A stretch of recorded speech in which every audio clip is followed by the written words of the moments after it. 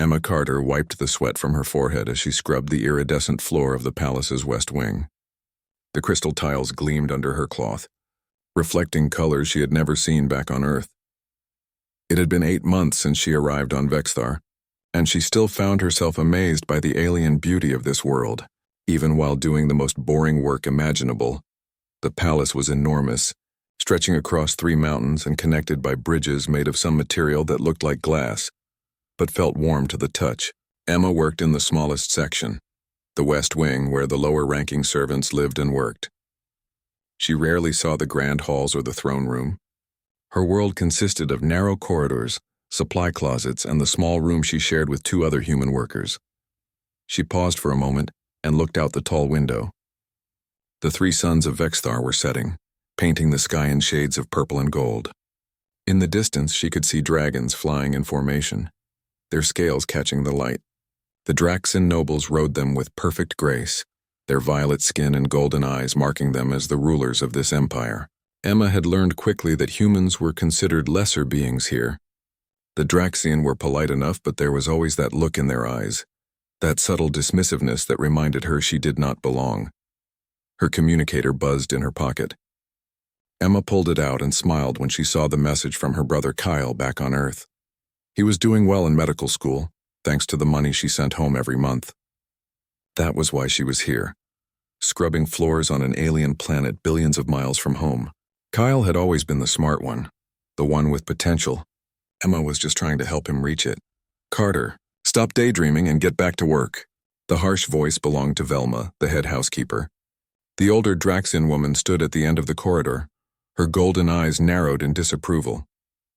Her violet skin had the darker shade that indicated noble blood. Though she was far from the royal family, still she outranked every human in the palace by virtue of her species alone. "Yes, ma'am. Sorry, ma'am." Emma quickly put away her communicator and returned to scrubbing. Velma walked closer, her footsteps silent despite her tall frame. The Draxan moved with a natural grace that humans could never match. "The palace is preparing for Prince Zareth's coronation ceremony. Everyone must work twice as hard. I will not have lazy humans making my staff look bad." "I understand," Emma said, keeping her eyes down. She had learned that looking a Draxan directly in the eyes was considered rude unless they gave you permission. "There is a special assignment tomorrow evening," Velma continued. "The royal dragon roost needs cleaning." "You will do it." Emma's heart skipped a beat. She looked up despite herself. "The dragon roost? But I thought only trained handlers were allowed there." Velma's lips curved into a cold smile. "Are you refusing an assignment, Carter?" "No, ma'am, but I don't have any training with dragons." "Isn't it dangerous?" "The dragons will be out flying with their riders during the evening meal. The roost will be empty. Even a human should be able to clean an empty room without causing problems." Velma's tone made it clear this was not a suggestion but an order. Emma nodded slowly. "Yes, ma'am." "I'll do it." "Good. Report to the roost at sunset tomorrow. Do not be late." Velma turned and walked away, leaving Emma alone in the corridor. Emma sat back on her heels, her mind racing. She knew why Velma had given her this assignment. 3 days ago, a ceremonial vase had been broken in the Grand Hall. Velma had blamed Emma for it, even though Emma had been working in a completely different part of the palace at the time. Other servants had whispered that Velma herself had knocked it over, but no one would dare contradict her publicly. Now this was Emma's punishment, a dangerous task that could get her hurt or worse. That night, Emma lay in her narrow bed and stared at the ceiling. Her roommates, 2 human women named Lisa and Meg, were already asleep. They worked in the kitchens and had much easier jobs than Emma. They also knew to stay out of Velma's way, something Emma apparently had not learned well enough. She thought about quitting, about taking the next transport back to Earth.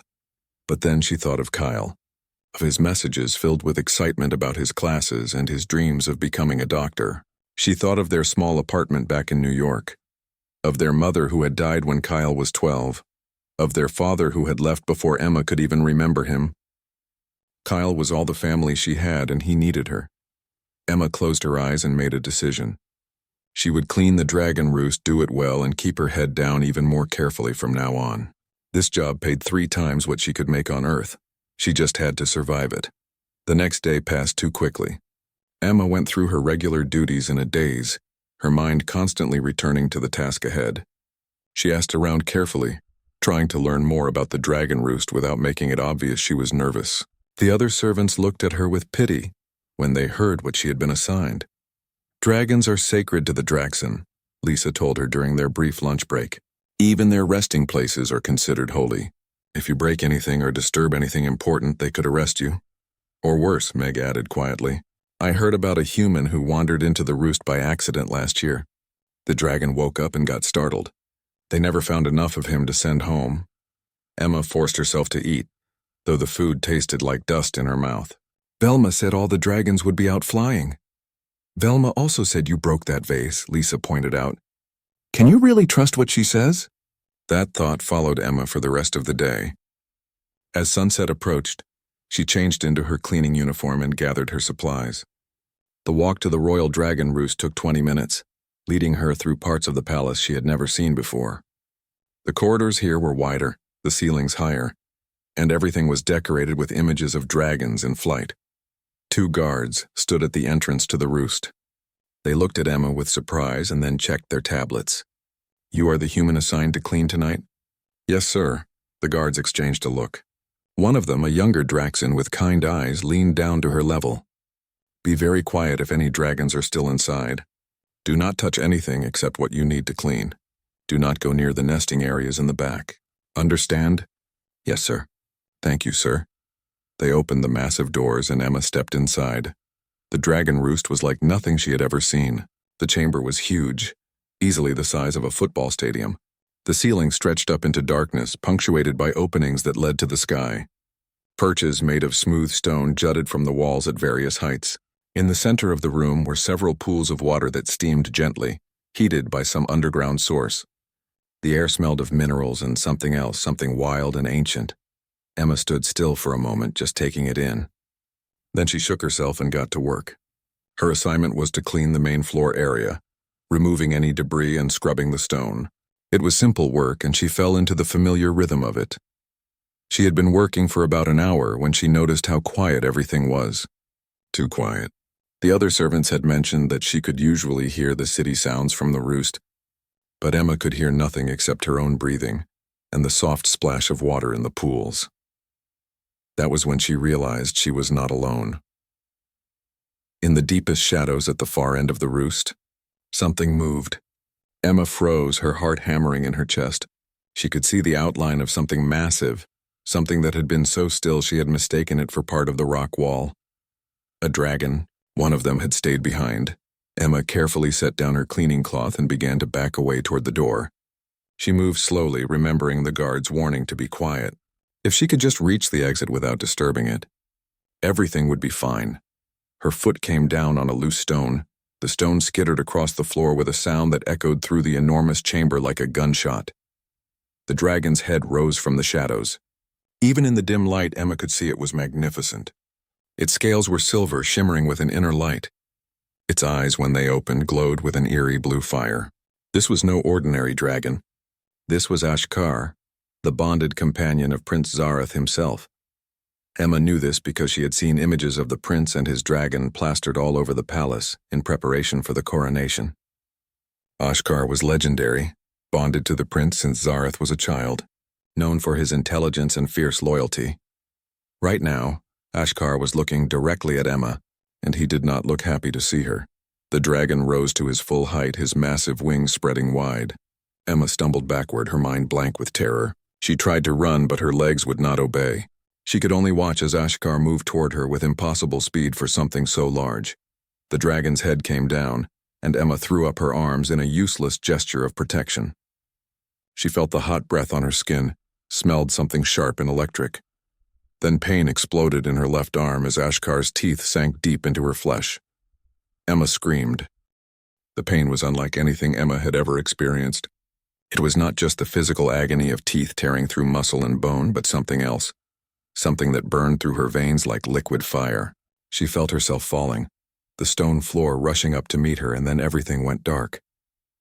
When she opened her eyes again, she could not tell if seconds or hours had passed. She was lying on her back, staring up at the distant ceiling of the roost. Her arm throbbed with a deep, intense pain, but strangely, She was still alive. She turned her head slowly and saw Ashikar standing a few feet away, watching her with those glowing blue eyes. The dragon looked confused, tilting his great head from side to side like a bird examining something it did not understand. He took a step closer and Emma tried to crawl backward, but her body would not respond properly. Everything felt heavy and slow. That was when she noticed the glow. Her arm, where the dragon had bitten her, was giving off a soft silver light. The wounds were deep, she could see that much, but they were not bleeding the way they should be. Instead, the blood that did flow seemed to shimmer with the same silver light that came from Ashkar's scales. Ashkar lowered his head again, but this time there was no aggression in the movement. He sniffed at her wounded arm and then made a sound deep in his chest, something between a growl and a whimper. He seemed distressed, uncertain, almost apologetic. Emma tried to speak, to say something, anything, but her throat was too dry. The silver fire in her veins was spreading now, moving from her arm through her chest and up toward her head. It should have been terrifying, but instead it felt almost peaceful. She could hear something in the back of her mind, like a voice speaking a language she did not know but somehow understood. The doors to the roost burst open with a tremendous crash. Emma could not turn her head to look, but she heard running footsteps and shouted orders in the Draxan language. Several voices spoke at once, rising in pitch with what sounded like panic. Then one voice cut through all the others, sharp and commanding. "Everyone stand back. Do not approach him." Emma felt rather than saw someone kneel beside her. Strong hands carefully lifted her head, and she found herself looking up into a face she recognized from the palace portraits. Prince Zareth was even more striking in person than in pictures. His violet skin had the deep, rich color of royal blood, and his golden eyes blazed with intensity. His white hair, a mark of the royal family, fell around his sharp features. But right now those golden eyes were wide with shock as he stared at her arm. "What in the name of the Ancient Ones?" he whispered. He looked up at his dragon. "Ashkar, what have you done?" The dragon made that whimpering sound again. Through the haze of pain and the strange burning in her blood, Emma realized something impossible. She could feel what the dragon was feeling. Not in words, but in pure emotion, confusion, concern. And underneath it all, a strange sense of recognition, as if the dragon had found something it had been missing without knowing it was lost. "She is still alive," someone said from behind the prince. "That should not be possible. Dragon venom kills humans within seconds." "I can see she is alive," Prince Zareth snapped. "Bring the healers, now!" "Your Highness, perhaps we should consider what this means. If she survives the venom..." "I said bring the healers." The prince's voice carried such authority that Emma heard immediate footsteps rushing away. Prince Zareth looked back down at Emma. His expression was complicated, mixing anger and confusion with something that might have been concern. "Can you hear me, human?" Emma managed a small nod. Speaking still seemed beyond her capability. "What is your name?" Emma, she managed to whisper. "Emma Carter. Emma Carter." He said her name carefully, as if testing how it felt. "What were you doing in the royal roost?" "Cleaning. Velma sent me." The prince's eyes narrowed. "Velma sent a human servant to clean the dragon roost during resting hours?" "That is against protocol." Emma wanted to explain about the vase, about how this was a punishment, but the silver fire was getting stronger. She could feel it reaching her head now, and with it came a flood of sensations that were not her own. She could feel the air currents in the room, could sense the body heat of every person present, could hear heartbeats from across the roost. It was overwhelming. "Your Highness, her arm." One of the guards who had arrived with the prince pointed at Emma's wounds. Prince Zareth looked down and his expression shifted to pure shock. The wounds were closing. Not quickly, but visibly, the torn flesh was knitting itself back together. The silver glow was fading, but it left behind scars that looked almost like scales shimmering faintly in the light. "That is impossible," the prince said quietly. "Dragon venom does not heal. It destroys." Ashkar made a low sound and moved closer, despite the prince's earlier order for everyone to stand back. The dragon lowered his head until his snout was nearly touching Emma's face. His breath was hot and smelled of minerals. Those glowing blue eyes stared into hers, and Emma felt something click into place in her mind. The voice she had been hearing became clearer. It was not words exactly, but feelings and images that her brain translated into meaning. The dragon had not attacked her. He had been startled, yes, but the bite had been something else. Some instinct, some ancient drive that the dragon himself did not fully understand. He had sensed something in her, something that called to him at a level deeper than thought. And now they were connected. "No," Prince Zareth said, and Emma realized he was staring at his dragon with horror. "No, that cannot be what this is." He placed his hand on Ashkar's neck, closing his eyes. The prince and his dragon had their own bond, Emma knew. The Draxen and their dragons could speak mind to mind, sharing thoughts and feelings. It was the foundation of their power, the sacred bond that made them rulers of this empire. When Prince Zareth opened his eyes again, he looked at Emma with an expression of utter disbelief. "He bonded with you." Ashkar created a bond with a human. The other guards and servants who had gathered gasped. One of them, an older Draxen in formal robes who must have been some kind of official, stepped forward. "Your Highness, that is not possible. Dragons only bond with Draxen of noble blood. It is the way of things, the way it has always been." "I know what is possible, Lord Ventar," the prince said coldly, "and I know what I feel through my bond with Ashkar. He has created a secondary bond with this human. It is weak, incomplete, but it exists." Lord Ventar looked at Emma as if she were some kind of dangerous creature. Then she must have done something. Used some human technology, some trick. "The bond must be broken." "The bond cannot be broken without killing both the human and the dragon," Prince Zareth said. His voice was flat, but Emma could hear the fury underneath. "Or did you forget that basic fact in your rush to judgment?" "Then perhaps," Lord Ventar began. "Choose your next words very carefully," the prince warned. The healer finally arrived, a small group of Draxen in white robes carrying medical equipment. They rushed to Emma's side and began examining her with instruments that beeped and hummed. One of them, a female Draxen with kind eyes, gasped as she read her scanner. "The venom has been completely absorbed into her system. It has not killed her. Instead, it has merged with her blood. I have never seen anything like this. Will she survive?" Prince Zareth asked. "I believe so, Your Highness. Her vital signs are stabilizing. But we should move her to the medical wing for observation." The prince nodded. He looked down at Emma again, and she saw something in his eyes that she could not quite read. Suspicion, certainly. Anger at the situation, definitely. But also something else. Something that might have been curiosity. "Take her to a private room in the Royal Medical Wing," he ordered. "Post guards. No one speaks to her without my permission. And someone find Velma and bring her to me. I want to know exactly why she sent an untrained human into the dragon roost during resting hours." As the healers carefully lifted Emma onto a floating stretcher, she caught one last glimpse of Ashkar. The dragon was watching her leave, and through the strange new connection between them, she felt his concern and his confusion. He did not understand what he had done any more than she did. The last thing Emma saw before exhaustion claimed her was Prince Zareth standing beside his dragon, one hand on Ashkar's neck, staring after her with those intense golden eyes. Emma woke in darkness. For a moment she thought she was back in her small room in the servants' quarters, but the bed was too soft and the air smelled wrong. It smelled clean, sterile, like hospitals on Earth. She tried to sit up and immediately regretted it. Her whole body ached, especially her left arm. She looked down and saw it was wrapped in bandages that glowed faintly in the dark. Through the bandages, she could see the outline of the scars the dragon bite had left.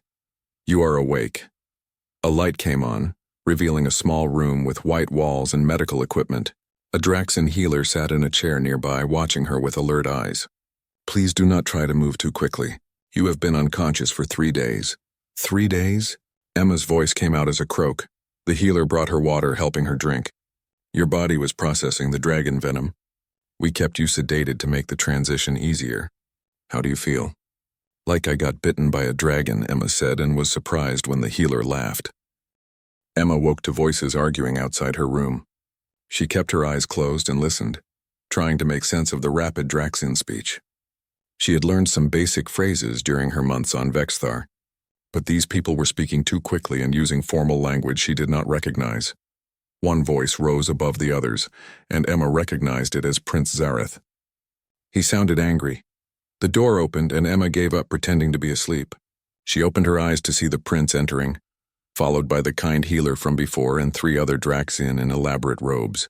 These must be important people, Emma thought. Their clothing was too fancy for regular palace staff. Prince Zareth walked to her bedside. He looked tired, Emma noticed. There were dark circles under his golden eyes, and his white hair was not as perfectly arranged as it had been in the roost. He studied her for a long moment before speaking. "How do you feel?" he asked. "Better, Your Highness." "Thank you," he nodded.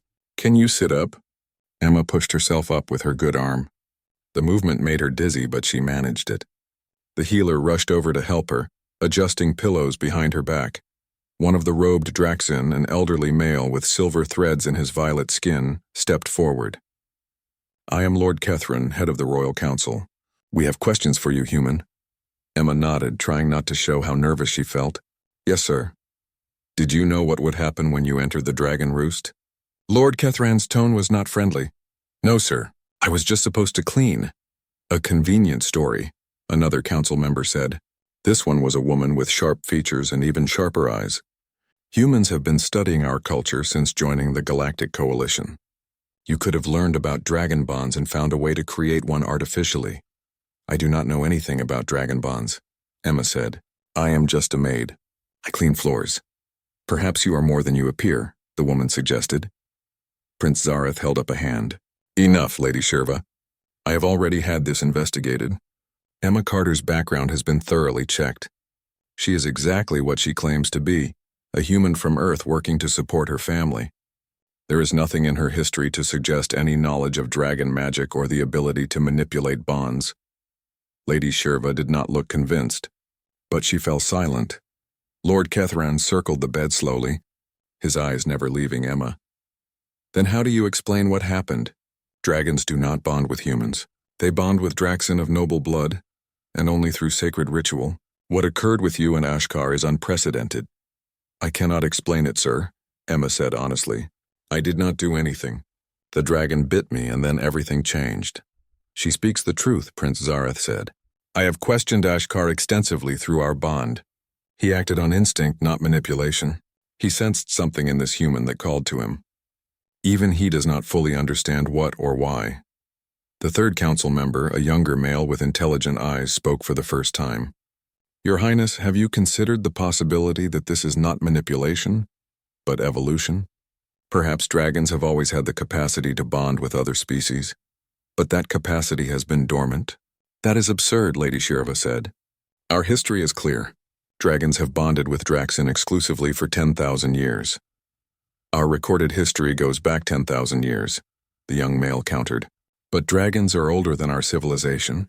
Much older. What if there was a time before our records began, when dragons bonded with many species?" Lord Kethran silenced them both with a look. He turned back to Emma. "Can you feel the dragon now?" Emma hesitated, then nodded. "Yes, sir. It is like a presence in my mind. Quiet but there." "Show us," Lady HFY demanded. "Prove this bond is real." "How?" Emma asked. Prince Zareth moved to the window. It was large, looking out over one of the palace courtyards. "Ashkar is outside." "Call to him." Emma stared at the prince. "I do not know how to do that." "Neither do I the first time I bonded with him," Prince Zareth said, his voice softer now. "I was 5 years old. They put me in a room with 3 dragon hatchlings and told me to choose one. But I did not choose Ashkar. He chose me, and when he did, I just knew how to reach him. Trust your instinct." Emma closed her eyes and focused on that warm presence at the back of her mind. She thought about the silver dragon, about his glowing blue eyes and the concern she had felt from him. She reached out not with words, but with feeling. A question, a call. The response was immediate. The presence in her mind surged forward, bringing with it a wave of joy so pure it almost hurt. Emma gasped and opened her eyes. Outside the window, a massive silver shape rose into view. Ashkar landed on the wide balcony with perfect grace, folding his wings against his body. He pressed his face against the glass, those blue eyes fixed on Emma. The council members stepped back in shock. Even Prince Zareth looked surprised. "He has never responded that quickly to anyone except me," the prince said quietly. "Not even to other members of the royal family." Ashkar made a sound, a deep rumble that Emma could feel in her chest. Through the bond, she understood what he wanted. He wanted to be close to her, to make sure she was truly all right. "May I go to him?" Emma asked. Prince Zareth looked at Lord Kethran, who nodded slowly. The healer helped Emma out of bed. She was wearing a simple medical gown and her legs felt weak, but she managed to walk to the glass door leading to the balcony. Prince Zareth opened it for her. The moment Emma stepped outside, Ashkar lowered his great head to her level. He sniffed at her carefully and then, very gently, touched his snout to her shoulder. It was the dragon equivalent of a hug, Emma somehow knew. She lifted her bandaged arm and placed it on his scales. They were warm and smooth like metal that had been sitting in the sun. "I am okay," she whispered. "Thank you for worrying about me." The dragon's eyes closed briefly, and Emma felt contentment flow through the bond. Behind her, she heard the council members whispering urgently to each other. "This is a disaster," Lady Shirva was saying. "If word spreads that a human has bonded with a royal dragon, it will undermine everything our society is built on. The divine right of the royal family, the superiority of the Draxian bloodline, all of it depends on the exclusivity of dragon bonds." "The word has already spread," the young male said. "The entire palace knows. By now I would guess the entire planet knows. You cannot hide something this significant." "Then we must control the narrative," Lord Catherine said. "The human must be studied, the bond analyzed. If we can prove it is an anomaly, something that cannot be replicated, then the damage can be contained. And if it is not an anomaly?" the young male asked. "What then?" No one answered. Emma turned to find Prince Zareth watching her with an unreadable expression. "You should come inside," he said. "You are still recovering." She obeyed, giving Ashkar one last gentle touch before stepping back through the door. The dragon watched her go, making that rumbling sound again. Back inside, Emma sat on the edge of the bed. The council members were all staring at her now, and she felt very small and very human under their golden gazes. "What happens to me now?" she asked. "That is what we are trying to determine," Lord Catherine said. "You have created a situation that has no precedent in our history. There are some who believe you are a threat and should be eliminated." Emma's blood ran cold. "Eliminated? I will not allow that," Prince Zareth said firmly. Killing Emma would likely kill Ashkar as well, or at least drive him mad with grief. "I will not sacrifice my dragon because this council is afraid of change."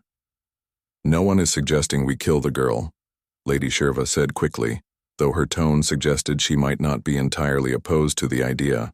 "But she cannot be allowed to walk freely. She should be confined, studied, kept under guard." "Like a prisoner?" Emma asked. "Like a guest," Lord Catherine corrected. "A very important guest who is helping us understand something new about dragons."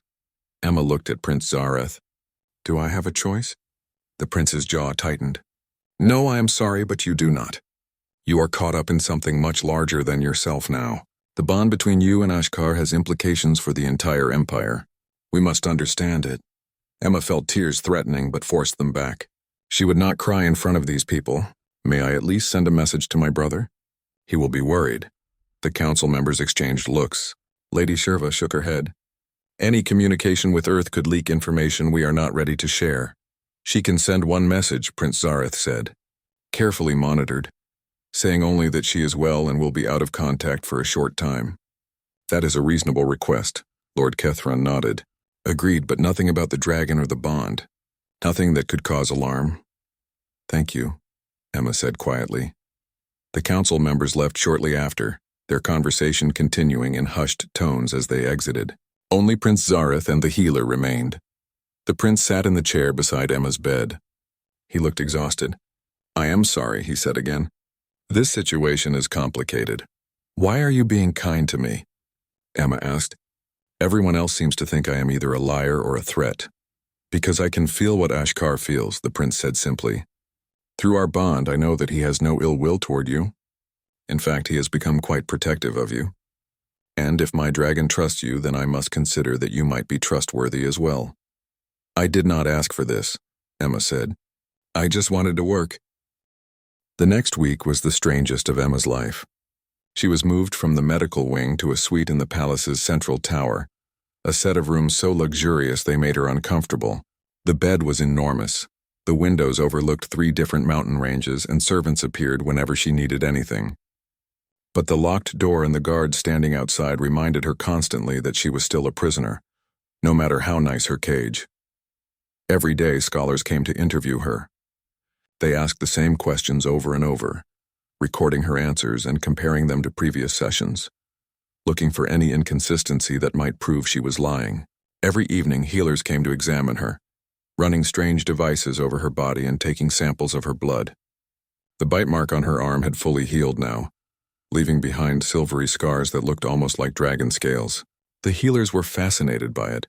Prince Zareth visited regularly, usually in the mornings before his royal duties began. He never stayed long, but he always asked how she was being treated and whether she needed anything. Sometimes he brought Ashkar with him, and those were Emma's favorite visits. The dragon would perch on the wide balcony outside her rooms, and Emma would sit beside him, feeling the warmth of the bond connecting them. It was during one of these visits that Emma learned the situation was getting worse. "There are protests in the city," Prince Zareth said, standing at the window and looking out over the palace grounds. "Duke Corvan has been stirring up the nobility. He is calling you an abomination, a corruption of everything sacred to our people." Emma had heard the name Duke Corvan before. He was one of the most powerful nobles in the empire, from an ancient family line that traced back to the first dragon riders. "What does he want?" "He wants you gone," the prince said bluntly. "Either sent back to Earth or, He did not finish the sentence. "Or killed," Emma finished for him. The prince turned to face her. "I will not let that happen. But Corvan has support. Many nobles are afraid of what your bond with Ashkar means. If a human can bond with a dragon, it challenges the entire foundation of our society." "I still do not understand why it matters so much," Emma said. "It is just one dragon and one human. How does that change anything?" "Because our entire civilization is built on the idea that Draxin are chosen by dragons, that we are special," Prince Zareth explained. He sat down across from her, and Emma noticed how tired he looked. "The royal family's right to rule comes from our exclusive bond with dragons. If that exclusivity is broken, if anyone from any species can potentially bond with a dragon, then what makes us special? What gives us the right to lead?" Emma thought about this. "Maybe nothing does. Maybe you should lead because you are good at it, not because you have a dragon." The prince laughed, but there was no humor in it. "You sound like my sister." "You have a sister?" "Princess Lysa. She is younger than me and has very modern ideas about how the empire should be run. She believes in merit over bloodline. It drives the council insane." He paused. "She wants to meet you, actually. She thinks you are fascinating." "I am not fascinating," Emma said. "I am just a person who got bitten by a dragon." "You are more than that now," Prince Zareth said seriously, "whether you want to be or not." Later that day, Emma got to meet Princess Lysa. The young woman swept into Emma's rooms like a force of nature, ignoring the protests of the guards. She was beautiful, with the same white hair as her brother but softer features. Her golden eyes sparkled with intelligence and curiosity. "So you are the famous Emma Carter," Lysa said, studying her with open interest. "The human who has the entire empire in an uproar." "I did not mean to cause any trouble, Your Highness," Emma said. "Oh, I love trouble," Lysa said cheerfully. She sat down without being invited and waved for Emma to join her. "Do you know what I think? I think this is the best thing that could have happened to our stuffy, tradition-bound empire. We need change, and you are forcing everyone to think about things they have taken for granted for millennia. Your brother said you have modern ideas." "My brother is being polite. Most people call me a radical and a troublemaker." Lysa grinned. "They are not wrong. Tell me, what is it like?" "The bond with Ashkar?" Emma tried to find the right words. "It is like having another person's feelings in your head, but they are not really thoughts. More like impressions. I can sense when he is nearby, and sometimes I can feel what he is feeling. Curiosity mostly, and protectiveness. Remarkable." Lysa leaned forward. "And you have no dragon riding training, no special preparation?" "I was a maid. I cleaned floors. Even better." Lysa clapped her hands together. "Do you not see? This proves that dragon bonding is not about bloodlines or training. It is about something deeper, something innate. If you can bond with a dragon, anyone might be able to." "That is what scares the council," Emma said. "Of course it does. They are terrified of losing their power." Lysa's expression became more serious. "But I want you to know that not everyone is against you. There are many of us, especially among the younger generation, who see this as an opportunity rather than a threat. We believe the empire should evolve, should embrace other species as equals rather than subjects. Your brother said Duke Corvan is leading protests against me." Lysa's face darkened. "Corvan is a relic from a darker time. He believes in the old ways, in Draxian superiority. He would rather see the empire stagnate than change. She reached out and took Emma's hand. "Be careful of him. He is dangerous, and he will not give up until you are gone." That night, Emma could not sleep. She stood on her balcony, looking out at the 3 moons of Vexthar. Ashkar was somewhere out there, flying through the night sky. She could feel him through the bond, sense his joy at being airborne. Sometimes she caught glimpses through his eyes. The world spread out below, the stars bright and clear, the wind rushing past. She was thinking about Princess Lisa's words when she heard voices from the courtyard below. Moving closer to the edge of the balcony, Emma could see a group of Draxin gathered in what looked like a secret meeting. She recognized Duke Corvan by his elaborate robes and the distinctive crest on his shoulder. "The coronation is in 2 weeks," Corvan was saying to the others. "We cannot allow the prince to take the throne while this human abomination still lives in the palace. It sends the wrong message. What do you suggest?" another voice asked. "An accident," Corvan said simply. "The human is fragile. So many things can go wrong with aliens on our world. A fall from a balcony, a reaction to the local food. The loss would be tragic, but these things happen." Emma's blood ran cold. They were talking about killing her and making it look like an accident. "What about the dragon?" someone asked. "If the human dies, Ashkar might be affected. A risk we must take," Corvan said. "Even if the dragon is damaged, it is better than allowing this bond to continue. Better to lose one dragon than to lose the foundation of our entire society." Emma backed away from the edge, her heart racing. She had to tell someone, but who? The guards outside her door worked for the palace, and she did not know if she could trust them. Prince Zareth, but how could she reach him in the middle of the night? Through the bond, she felt Ashkar's attention shift toward her. The dragon had sensed her fear. Emma focused on the feeling, trying to send a message through the bond. Danger. Need help. Ashkar's response was immediate and fierce.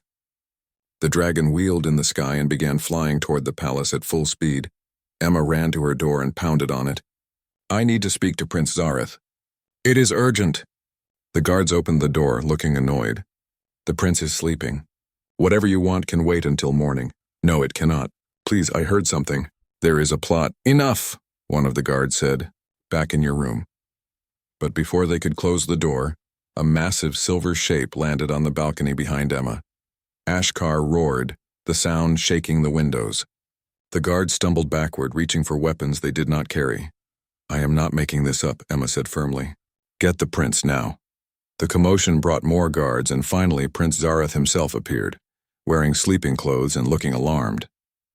"What is happening?" "I overheard Duke Corvan," Emma said quickly. "He is planning to kill me.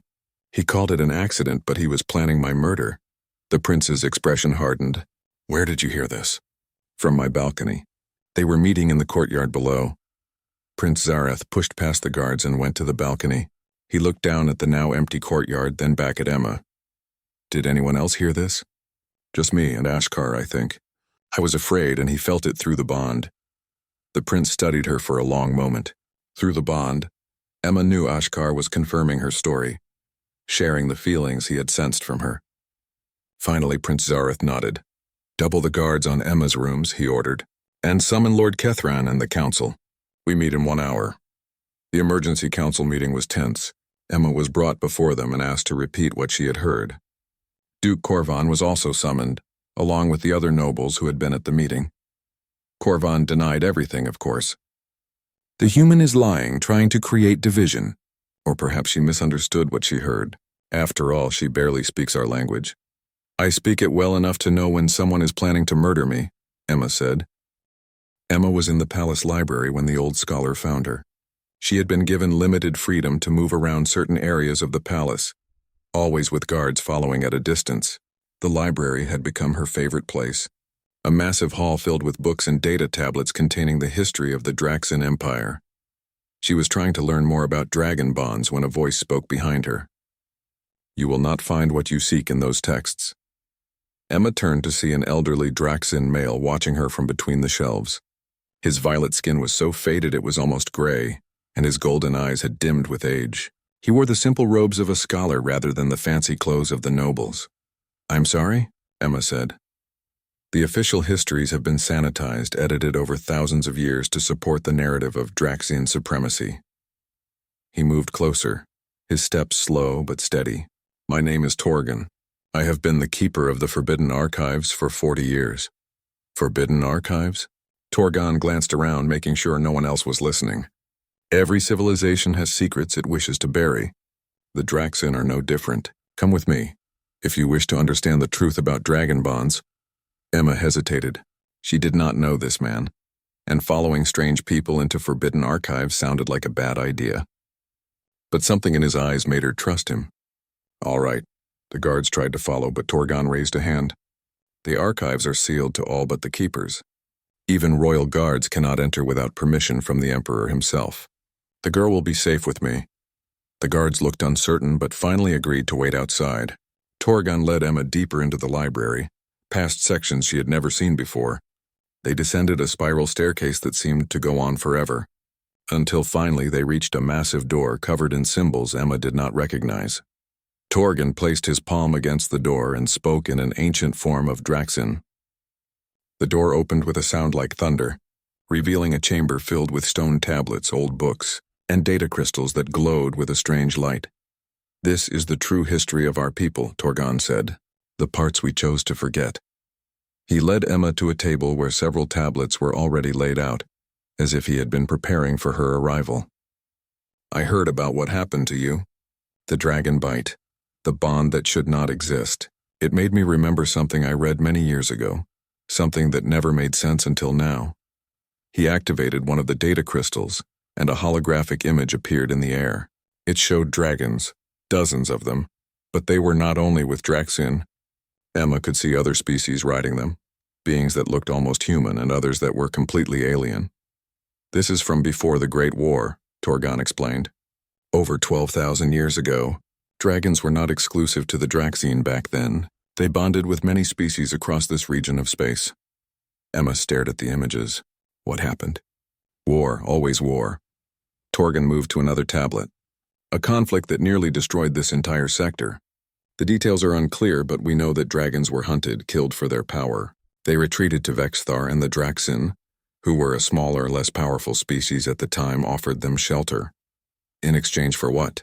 In exchange for an exclusive bond. The dragons agreed to bond only with Draxin, and in return the Draxin would protect them and never exploit their power. It was a pact born of desperation and fear. Torgan showed her more images, more texts. Emma saw evidence of ancient human visitors to Vexthar, back when Earth had just begun to explore space. The records described attempts at dragon bonding, some successful, some not. So humans could bond with dragons before? Emma asked. Not just humans. Many species had the capacity, but after the Great War, the dragons closed themselves off. They stopped responding to anyone except Draxin. The capacity for other bonds did not disappear. It simply went dormant. Until Ashkar bit me. Until Ashkar recognized something in you that awakened that ancient capacity. Torgan looked at her intently. The question is, what did he recognize? What makes you different? Emma shook her head. I am not different. I am completely ordinary. Perhaps that is the point.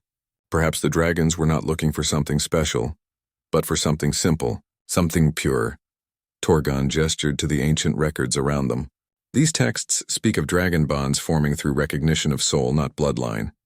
The Draxin have spent thousands of years convincing themselves that their blood is special. But what if it never was? What if dragons simply choose who they choose based on criteria we do not understand? Emma felt dizzy with the implications. If this is true, if other species can bond with dragons, it changes everything. It destroys everything the Empire is built upon, Torgan agreed. Which is why these archives are forbidden, why this knowledge has been suppressed for millennia. Why are you showing me this? The old scholar smiled sadly. Because I am old and I am tired of keeping secrets. Because you deserve to know the truth, and because... He hesitated. Because I believe something is waking.